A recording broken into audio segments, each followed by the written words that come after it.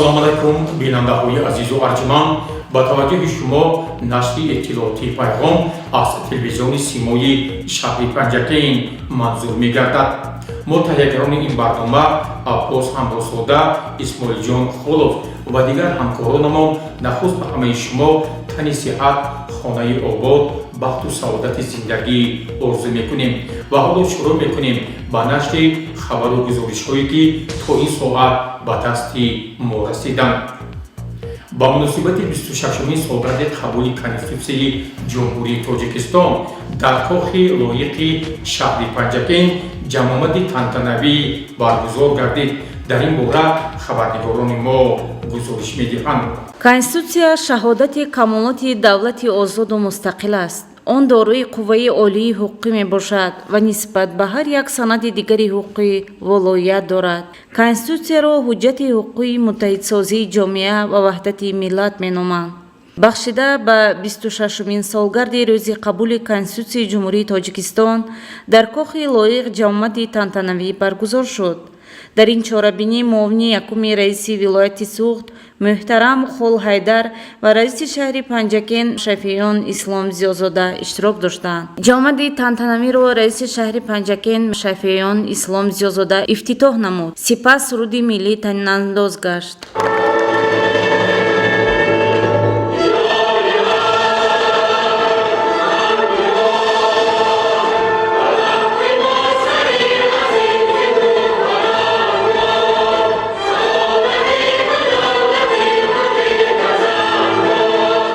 муовини якуми раиси вилояти Суғд муҳтарам Хол Ҳайдар табрикоти раиси вилояти Суғдро ба ҳозирин қироат намуд. чунон ки пешвои муаззами миллат пайваста таъкид мекунанд, мо бояд аз он ифтихор кунем ки соҳиби ватан ва давлати соҳибихтиёр ҳастем. Конституция ҷавобгӯӣ ба орзуҳои мардумӣ дорем ва дар фазои сулҳу суботи комил ва ваҳдати миллӣ зиндагӣ мекунем. бо чунин таманниёт бори дигар мардуми шарифи вилоятро ба ифтихори рӯзи Конститутсияи Ҷумҳурии Тоҷикистон самимона табрик гуфта, барояшон сиҳату саломатӣ, ваҳдату ягонагӣ, хотири ҷамъ, осудагии рӯзгор ва дар ватани азизамон сулҳу суботи пойдор орзу менамоям. раиси вилоят Раҷаббой Аҳмадзода. сипас раиси шаҳри Панҷакейн Шафиён Ислом Зиёзода дар суханрониаш зикр кард ки қабули Конститутсияи Ҷумҳурии Тоҷикистон муҳимтарин рӯйдоди таърихӣ буда аз тарафи коршиносон беҳтарин Конститутсия эътироф шудааст. пас ҳунармандони шӯъбаи фарҳанг бо пешкаш намудани консерти ҷолиби дона таби иштирокчиёни ҷамъомади тантанавиро болида гардониданд. Azizam ahluyim ahluyim ey yor guli man sitam bo mo makon ki raftaniyim ba khuda yor guli man ajoyib koh sahra hale darad ey yor guli man ajoyib himmati man nure darad ba khuda yor guli man ey yor guli man ba khuda yor guli man ey yor дар ҳақиқат Конститутсия арзишҳоеро муқаррар намуд ки онҳо чӣ гунагии Ҷумҳурии Тоҷикистон, кадом роҳи тараққиётро пеш гирифтани онро муайян сохтанд. мо аҳли эҷоди телевизиони Симо кулли ҳамдиёрони азизро бо фарорасии рӯзи қабули ҳуҷҷати сарнавиштсоз Конститутсияи Ҷумҳурии Тоҷикистон табрику таҳният гуфта таманно дорем ки зери осмони софу амнияти кишвар тинҷу осуда тансиҳату саодатманд бошанд. гузоришро аз ҷамъомади тантанавӣ бароятон Фирӯза Абдулизода, Исмоилҷон Холов омода ва пахш намуданд.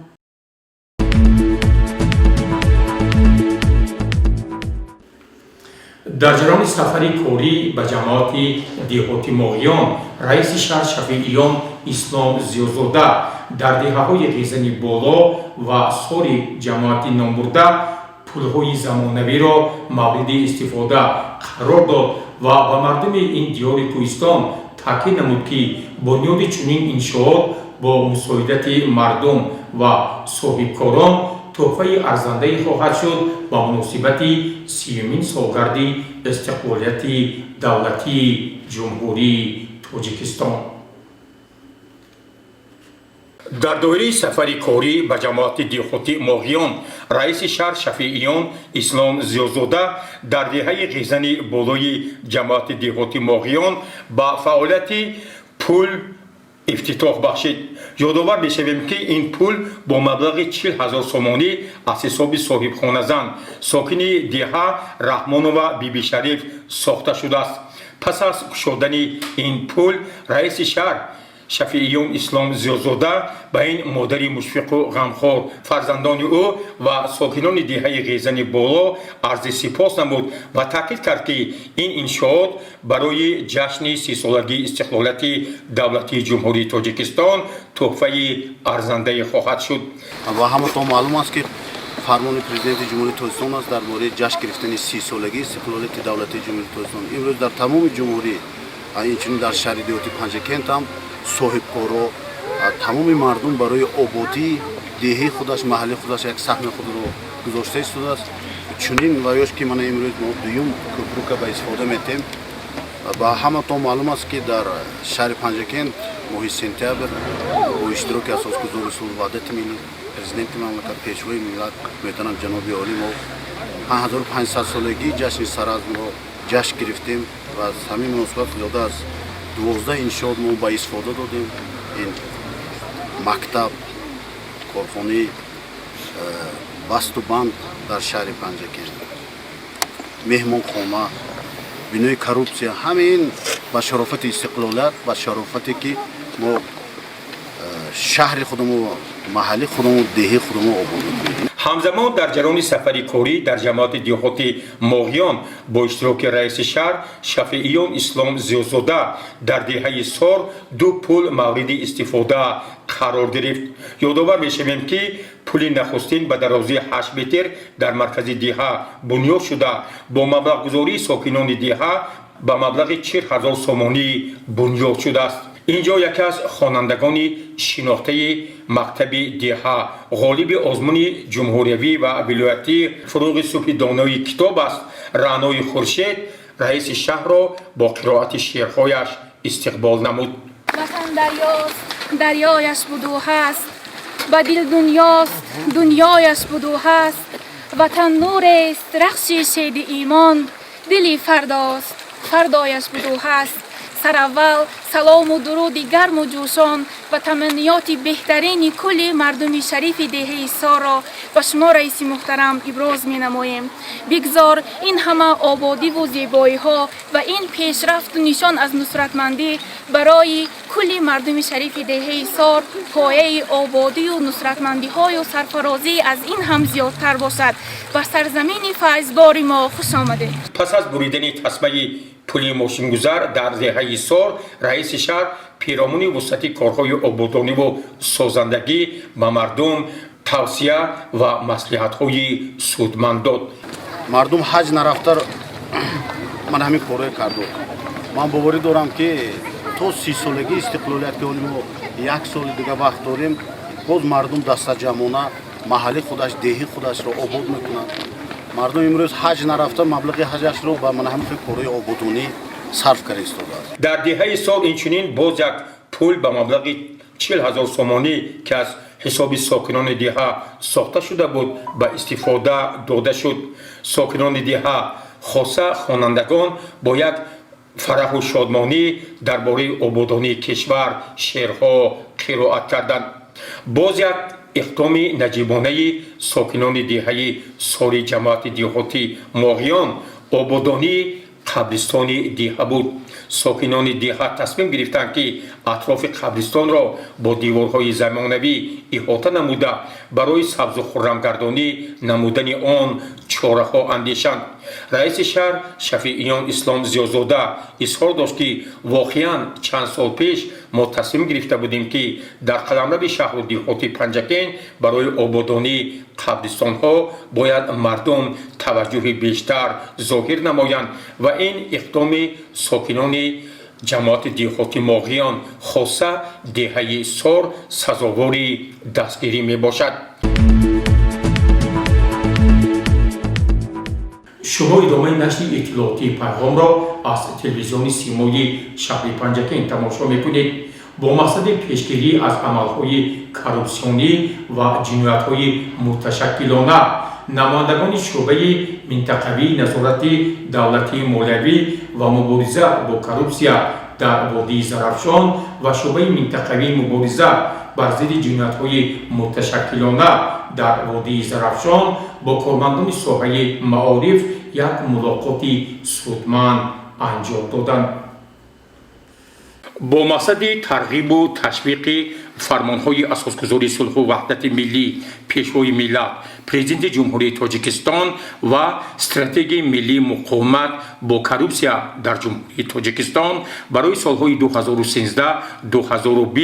تامین ترتیبات جمعیتی ولایت قانون بلند برداشتن معرفت حقوقی شهروندان در مسیر تحصیلات میانه عمومی رقم 71 شهر پنجکین با اشتراک نمایندگان شعبه معارف، شعبه منطقوی ریاست اگنتی نظارت دولتی مولوی و مبارزه با کورپسیا در وادی زرافشان، شعبه منطقوی مبارزه بر ضد جنایت‌های متشکلانه در وادی زرافشان ملاقاتی وسیع برگزار شد. ملاقات را اجرا کننده وظیفه مدیر شعبه معارف شهر پنجکین علیشیر مطیبوف آغاز نمود و تاکید ساخت که واقعا چنین ملاقات‌ها امکان می‌دهد که ما بر ضد عمل‌های کورپسیونی و دیگر قانونشکنی‌ها بیشتر مبارزه را تقویت بخشیم. در نزد اشتراکچیان این ملاقات ناظر کلان مقاومت با کورپسیا ریاست نظارت دولتی مولوی و مبارزه با کورپسیا در وادی زرافشان منوچهر صاحب نظرزاده با سخن برآمده پیرامون اجرای فرمانهای پیشوای ملت پرزیدنت جمهوری تاجیکستان محترم امامعلی رحمان تطبیق باب و بندهای استراتژی مقاومت با کورپسیا در جمهوری تاجیکستان برای سالهای 2013-2020 در منطقه زرافشان و دیگر مسئله های مربوط پیشگیری از جنایت‌های گوناگون معلومات داد و از جمله تاکید کرد. شما میدونید که با فرمان پرزیدنت جمهوری تاجیکستان 3 август سال 2013 تحت رقم 1504 برنامه دیومی استراتژی مقاومت با ضد کورپسیا برای سالهای 2013-2020 قبول گردید و این فرمان پرزیدنت جمهوری تاجیکستان در زمینه خود 89 بندی نقشه چهارمی دارد. یعنی سمت‌های افضلیت داده شده ساحه‌های حیات اجتماعی را با سکتورهای معین تقسیم بندی کرد و در آنجا تمام وزارت اداره‌ها تشکیلات و مؤسسه‌ها را وظیفه‌دار کردند که وابسته به اجرایش برنامه دولتی بی‌طرف نباشند و رعایت کنند، زیرا که رعایت گردیدن برنامه دولتی در سمت استراتژی مقاومت با ضد کورپسیا این اجرای عهدهدارهای بین‌المللی جمهوری تاجیکستان با طلبات‌های حتمی که در سطح سازمان ملل متحد قبول کرده بودند عبارت بود. در این ملاقات سردار شعبه منطقوی مبارزه بر ضد جنایت‌های متشکلانه در منطقه زرافشان پالکونیک میلیتسیا سیدزاده بهرام رجب علی نیز توجه حاضرین را با پرزور نمودن سمت اصول‌های مبارزه علیه همه گونه جنایتکاری‌ها مخصوصاً جنایتکاری‌های متشکلانه جلب ساخت. خوشبختانه از جانب پیشوای معظم ملت اساسگذار صلح و وحدت ملی پرزیدنت جمهوری تاجیکستان محترم امامعلی رحمان در پیام قبلی در سال 2009 ایران نموده و مجلس عالی جمهوری تاجیکستان سال 2010 را سال رشد معارف و فرهنگ تکنیکی اعلان نموده بودند و قید نموده بودند که زندگی آینده از نسل‌های نو سواد و معرفت بلند جهانبینی وسیع دانش عمیق و دانستن تکنیک و تکنولوژی نوترین را و زباندانی را طلب میکند. طبق طلبات ماده 6 قانون جمهوری تاجیکستان درباره میلیتسیا تا به امروز قید نموده شده است که جلب جامعه شهروندی در تامین ترتیبات جمعیتی و خوشبختانه از سال 2009 قانون جمهوری تاجیکستان درباره اشتراک شهروندان در تامین ترتیبات جمعیتی و تصویب رسیده در عمل قرار دارد. و البته همه شما میدونید که در 2 август سال 2011 قانون جمهوری تاجیکستان درباره مسئولیت پدر و مادر در تعلیم تربیت فرزند در عمل است که مقصد اساسی قانون مذکور این پرزور نمودن مسئولیت پدر و مادر در تعلیم و تربیت فرزند در روحیه انسان دوستی، افتخار وطنداری، احترام ارزش‌های ملی، امور بشری و فرهنگی، اینچنین حفظ حقوق و منفعت‌های فرزند میباشد. برای اشتراکچیان ملاقات فیلم حجتی توسط مانیتورینگ نشان داده شد که در آن اساساً راه‌های مبارزه و پیشگیری از بیماری‌های سرایتی مخصوصاً ویچ سپید و دیگر کارهای ترغیباتی و تشویقاتی معلومات داده شد. در خاتمه علیشیر مطربوف برای تشکیل و برگزاری چنین ملاقات با راهبریت این مقامات و اشتراکچیان آن عرض سپاس کرد و همزمان تاکید نمود که از این ملاقات راهبران مؤسسه‌های تعلیمی خاصه محاسبان خلاصه‌های ضروری برآورده در سمت تطبیق دستور سپارش‌ها و وظیفه‌گذاری‌ها کارهای مشخص را انجام می‌دهند. طور همگان آگاهی دارند سنه 6 نوامبر با قبول کنستیتوسیون جمهوری تاجیکستان 26 سال پر می شود. خبرنگاران ما پیرامون نقش و مقام و رسالت کنستیتوسیا با ساکنان شهر و دیهات پنجکین هم صحبت کردیده بار دیگر تاکید به آن نمودند که واقعاً کنستیتوسیون جمهوری تاجیکستان باغنامه ملت برای امروز و آینده است. конститутсия муҳимтарин санад фарогирандаи кулли авзои ҳуқуқи ҷомеа ва шаҳрвандон аст. конститутсия шиносномаи миллат асноди танзимкунандаи муносибатҳои ҷамъиятӣ мебошад. 6 ноябри соли 1994 ҷумҳурии тоҷикистон конститутсияи худро қабул кард. ҳар сол ин санаи муқаддас бо тантана таҷлил мегардад. иброҳимзода фараҳноз ҳастам, мутахассиси бахши сифати таҳсилот. боиси ифтихор аст ки ҳукумати ҷумҳурии тоҷикистон таҳти роҳбарии асосгузори сулҳу ваҳдати миллӣ, пешвои муаззами миллат, президенти ҷумҳурии тоҷикистон муҳтарам Эмомалӣ Раҳмон барои мактабу маориф, донишкадаҳои олӣ, тарбияи ҷавонону наврасон диққати махсус медиҳанд.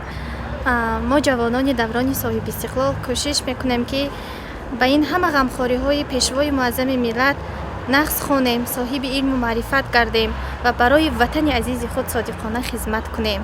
Ба ҳамагон маълум аст ки 6 ноябр ҷашни бузург аст ки конститутсияро ҷашн мегирем. Мегӯянд конститутсия санади таърихӣ ва муқаддасоти давлату миллати мо буда шоҳсутун ва шиносномаи давлат аст. Конститутсия ин бахтномаи миллат аст. аз фурсати муносиб истифода карда тамоми мардуми тоҷикистониро бо ин ҷашни бузург аз самими қалб табрику муборакбод гуфта ба онҳо пеш аз ҳама тани сиҳату хонаи ободро таманно мекунам.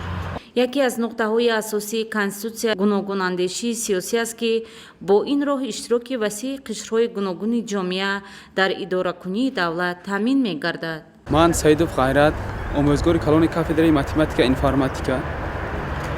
чӣ хеле ки ба ҳамагон маълум аст, 6 ноябр мо 26 солгарди қабули конститутсияи ҷумҳурии тоҷикистонро ҷашн мегирем.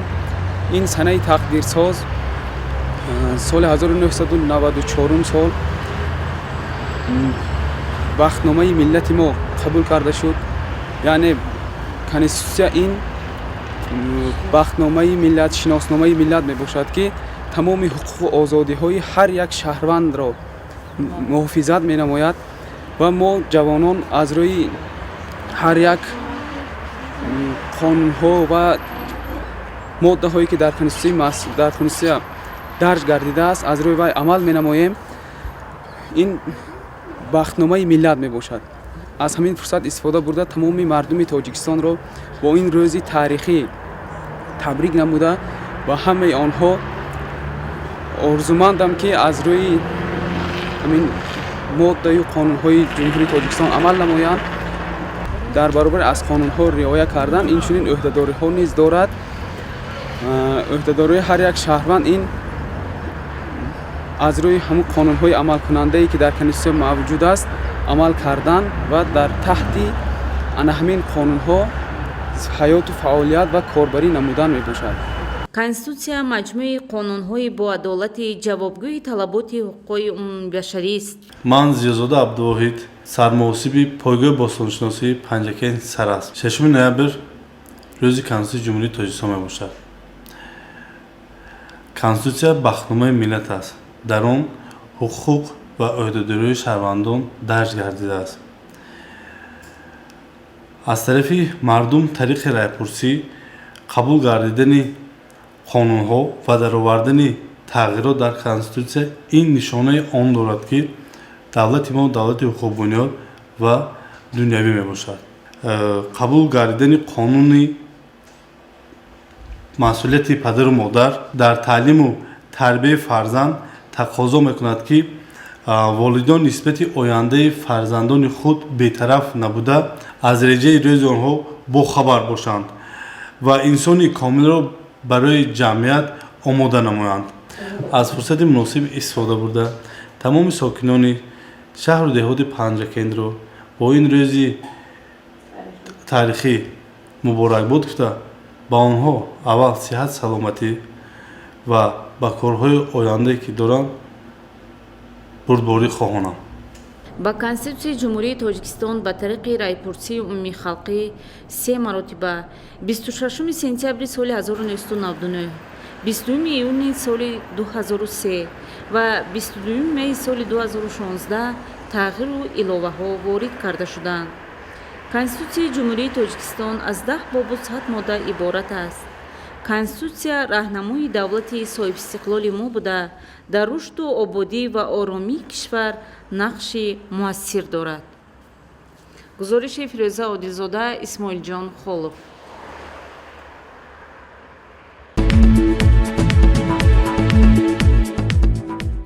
در دهه دوردست ریشدروی جماعت دیهاتی شین در دوره تطبیق لایحه تشکیلات بین المللی اکسفم بریتانیای کبیر خط آبی نوشاکی و دیگر انشاءات سانیتری مورد استفاده قرار گرفت.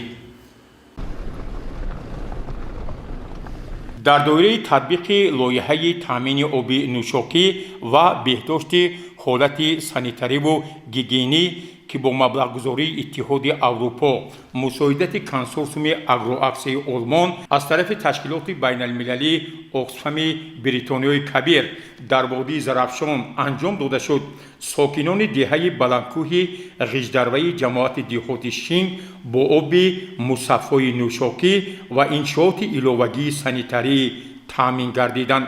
لوله‌های آب نوشاکی از دره مصرف با مسافه 2.5 کیلومتر نصب و وصل گردیده نمایندگان مقامات اجرایی حاکمیت دولتی شهر پنجکین، هماهنگسازان، افسران لایحه و شریکان رشد نخست با صفت کارهای تکنیکی سرچشمه این شبکه آبرسانی شناس گردیده مهندس لایحه میرزا دوستوف تطبیق تکنیکی این لایحه را شرح و ایضاح داد. سپس در مرکز دهه ریشدروی با رعایت طلبات رژه نقابی تدبیرهای پیشگیری از بیماری کرونا ویروس تسمه رمزی شبکه آبرسانی این دهه کشاده شد که از این تدبیر آبادانی و سازندگی ساکنان دهه خاصه دختران و بانوان خیلی فرحمند گردیدند. ضمن جمامد باشکوه مدیر بخش سرمایه‌گذاری و اداره‌کنی اموال دولتی مقامات اجرایی حاکمیت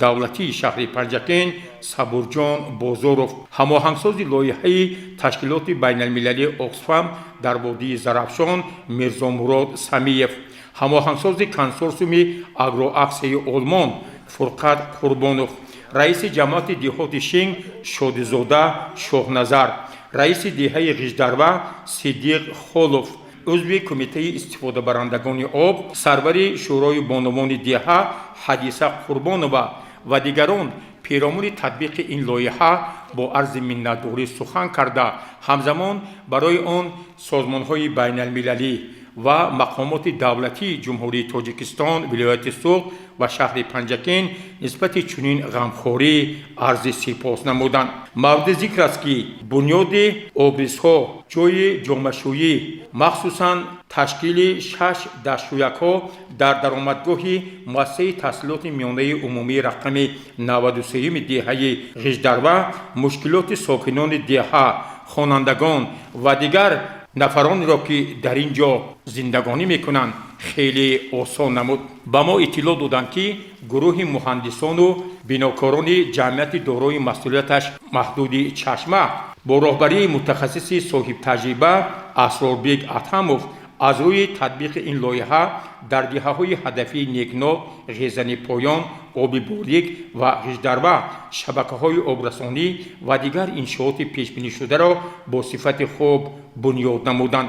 تطبیق این لایحه دارای تعیینات اجتماعی عملی ارزنده است در سمت تطبیق اقدام جهانی اساسگذار صلح و وحدت ملی پیشوای ملت پرزیدنت جمهوری تاجیکستان 10 ساله بین المللی آب برای رشد استوار که دوام سالهای 2018 و 2028 ادامه می‌یابد.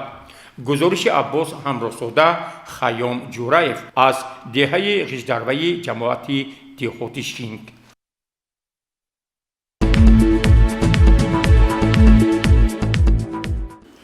مطابق نقشه کاری مرکز جمهوری تعلیمی و متدی نزد وزارت معارف و علم جمهوری تاجیکستان در دانشکده آموزگاری تاجیکستان در شهر پنجکین مشورت دستوردهی گذرانده شد. در این باره گزارش نوبتی ما به طور مفصل به شما معلومات می‌دهد. در دایره نقشه کاری مرکز جمهوری تعلیمی و متدی نزد وزارت معارف و علم جمهوری تاجیکستان در دانشکده آموزگاری تاجیکستان در شهر پنجکین مشورت دستوردهی برگزار گردید. مقصد و مرام این تدبیر معرفتی را مدیر شعبه تحصیلات عالی کسبی و بعد دیپلمی مرکز جمهوری تعلیمی و متدی نزد وزارت معارف و علم جمهوری تاجیکستان نصرالله حبیبوف از جمله چنین تاکید کرد. مقصد تشریف ما به دانشکده آموزگاری پنجکین این گذراندن سمینار مشورت دستوردهی در موضوع بنقشه‌گیری و تشکیل روند تعلیم در تحصیلات فاصلوی میباشد و ما امروز با آموزگاران با متصدیان این دانشکده از جمله متصدیان شعبه تعلیم و شعبه فاصلوی دانشکده واخوری گذراندیم و سمینار مشورتی گذراندیم و عموما این سمینار بسیار چیزها را فهم کرد با ما که نسبت این روند تحصیلات کدام تکنیک‌های اطلاعاتی را کار فرمودن در کار و بچه‌ها چه خیلی فهموندن در کار و دانشجویان از چی باید که بسیارتر برخوردار شوند. در مشورت دستوردهی نصرالله حبیبوف با آموزگاران و مسئولین دانشکده آموزگاری تاجیکستان پهلوهای گوناگون موضوع بنقشه‌گیری و تشکیل روند تعلیم در شرایط نظام تحصیلات فاصلوی را به طور خیلی مفصل شرح و ایضاح داد و همزمان به یک قطار سوال‌های مطرح گردیده جواب‌های مشخص داد. دانشجویی که در ساحه کار نمی‌کند، مثلا در مکتب کار نمی‌کند یا در مؤسسه‌ای که بیولوژی و دیگر و یا باید که 2 هفته در سمستر هفتم و 2 هفته در هشتم تجربه آموزی گذارد و به معلوم میتونه که در نقشه تعلیمی هم همونا جا کنیم. معاون رکتور دانشکده آموزگاری تاجیکستان در شهر پنجکین نامزد علم‌های پداگوژیکا فاطمه سیرازاده برای تشکیل و برگزاری چنین یک مشورت دستوردهی با راهبریت وزارت معارف و علم جمهوری تاجیکستان مرکز جمهوری تعلیمی و متدی و شخصا با مدیر شعبه این مقامات نصرالله حبیبوف عرض سپاس کرد و تاکید ساخت که واقعا این چاره‌بینی برای پیشرفت فعالیت معرفت پروری در دانشکده آموزگاری تاجیکستان همه‌طرفه مساعدت خواهد کرد. minnatdori ما رو به وزارت معارف و علم جمهوری تاجیکستان رسانید که من طی چند وقت ما رو تفتیش کردن و من شما یاری متدی خودتان رو مخصوصا آیدی تحصیلات فاصلوی رسانده استادید. البته برای ما استادان خیلی مفید است. در آینده ما البته تمام دستورهای شما رو همچون سرمشق کار خود انتخاب میکنیم.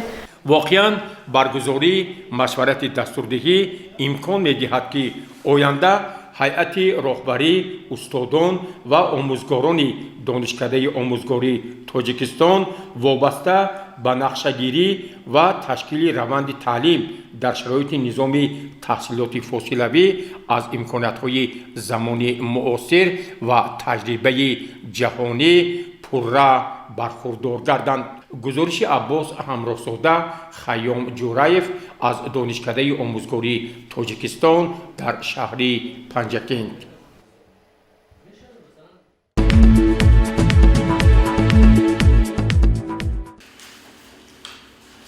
بیننده‌های عزیز و ارجمند، شما را در خاتمه نشر اطلاعات پیغام وابسته آب و هوا برای روز 5 نوامبر شناس می‌کنیم. مطابق اطلاع شبکه اینترنت پگاه در قلمرو شهر و دهات پنجکند هوا روزانه تا 15 درجه گرم شده هوای صاف بی‌بارش در نظر داشته شده است. در خاتمه باری دیگر به همه شما تن صحت، خاطر جمع و زندگی آباد آرزو می‌کنیم. با برنامه‌های تلویزیونی سیما باقی بمانید.